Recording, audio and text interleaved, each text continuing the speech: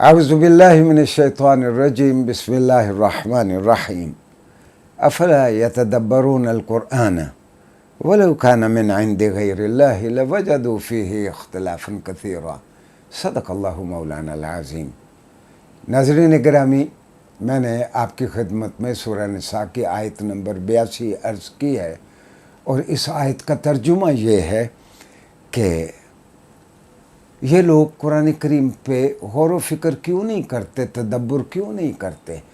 اگر یہ اللہ کے علاوہ کسی اور کا کلام ہوتا تو آپ کو جا بجا اس کتاب میں تضادات اور کنٹراڈکشنز نظر آ جاتی۔ ناظرین گرامی، ہمارا آج موضوع یہ ہے کہ قرآنی مندرجات اور جدید سائنسی اکتشافات یہ جتنے بھی ہیں ان میں باہم کوئی اختلاف نہیں۔ میں انگریزی میں کہہ سکتا ہوں the holy Quran and recent scientific discoveries are in agreement کہ علم جیسے جیسے آگے بڑھے گا، قرآن کی مندرجات میں سے بہت ساری چیزیں جو وہ پہلے ہمیں سمجھ نہیں آئی تھی وہ ہمیں سمجھ آنا شروع ہو جائیں گی۔ موضوع کے شروع ہی میں خاص طور پر ایک اس کی مثال دے دوں۔ ایک آیت پچھلے 1400 سالوں میں ہمیں ڈھنگ سے سمجھ نہیں آتی تھی، آج وہ سمجھ آتی ہے، اور وہ آیت یہ ہے جو قرآن کریم نے کہا، سورہ ذاریات کی آیت نمبر 47 ہے، وَالسَّمَاءَ بَنَيْنَاهَا بِأَيْدٍ وَإِنَّا لَمُوسِعُونَ۔ اللہ نے فرمایا کہ ان آسمانوں کو ہم نے اپنی طاقت سے بنایا ہے، اور ان آسمانوں کو ہم یقیناً وسعت دیتے رہیں گے، یعنی the skies would be ever expanding, آسمان مختلف اطراف میں بڑھتے رہیں گے۔ یہ نیبولا کا تصور اور بگ بینگ کا تصور آیا، اس کے بعد یہ آیت ہمیں سمجھ آنے لگی ہے۔ اس سے پہلے یہ آیت ہمیں ڈھنگ سے سمجھ نہیں آتی تھی۔ میں پھر عرض کر دوں کہ سرور عالم صلی اللہ علیہ وسلم نے فرمایا تھا لا ينقضی عجائب القرآن، قرآن کی حیران کن باتیں کبھی ختم نہیں ہوں گی، یعنی wonders of Quran would never come to an end, قرآن کے عجائبات کبھی ختم نہیں ہوں گے۔ جیسے جیسے علم آگے بڑھے گا ہمیں قرآن کی اور کائنات کے بہت سارے سربستہ راز سمجھ آئیں گے، تو قرآن بھی بہتر سمجھ آئے گا۔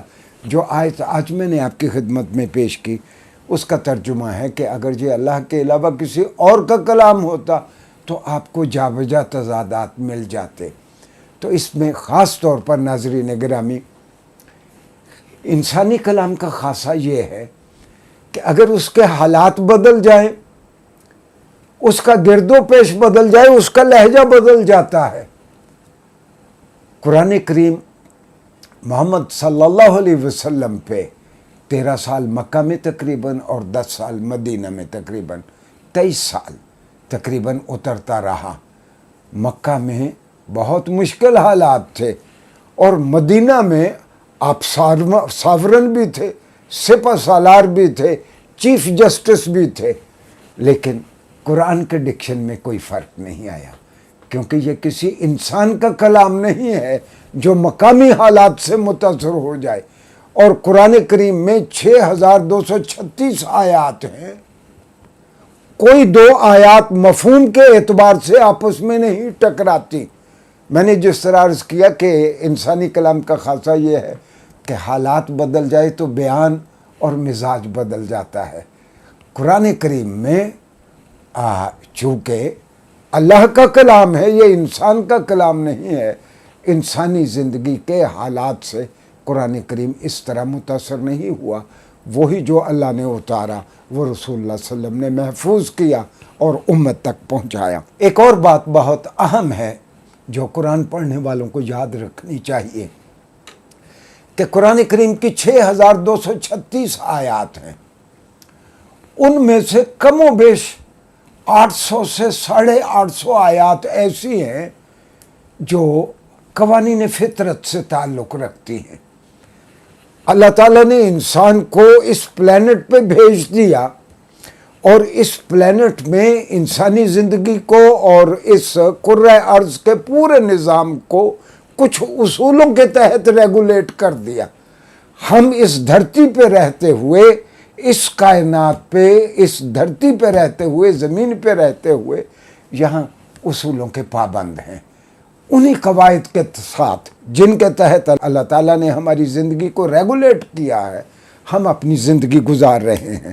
ناظرین گرامی، حقیقت یہ ہے کہ قرآن کریم کے بہت سارے سربستہ راز آنے والے وقتوں میں جیسے جیسے انسانی علم آگے بڑھے گا وہ ہمیں سمجھ آئیں گے۔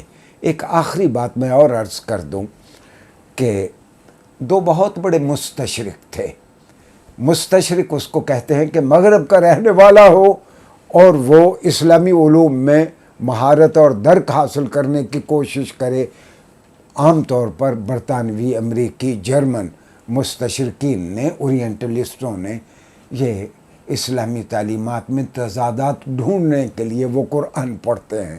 ان میں دو شخص ایسے تھے، ایک ایڈنبرا کا بیل اور دوسرا امریکہ کا ٹوری آف ییل کا ٹوری اور ایڈنبرا کا بیل۔